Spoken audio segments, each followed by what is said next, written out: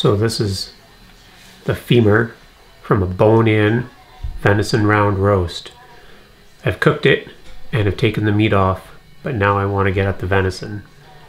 So we're going to try breaking it on my kitchen table. Ooh, the camera's a little bit wobbly because I don't have my good stand here.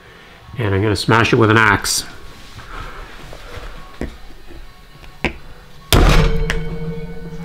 I see a fracture. There we go.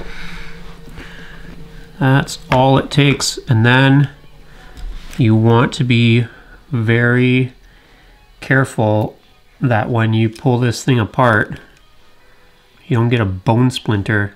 The edges of the bone fracture very, very sharp. Look at how sharp that edge is.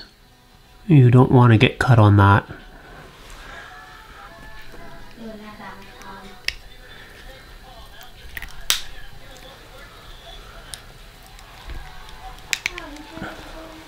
Maybe we need another wallop on here.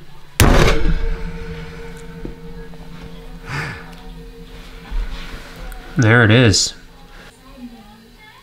See that marrow in there?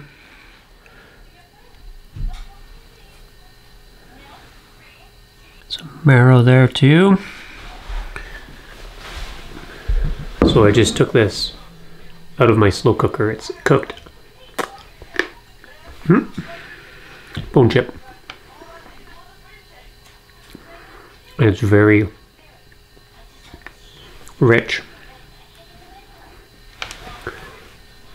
What you could do with this is you could take it off the bone and you could cook it onto a piece of meat, or you can just scoop it out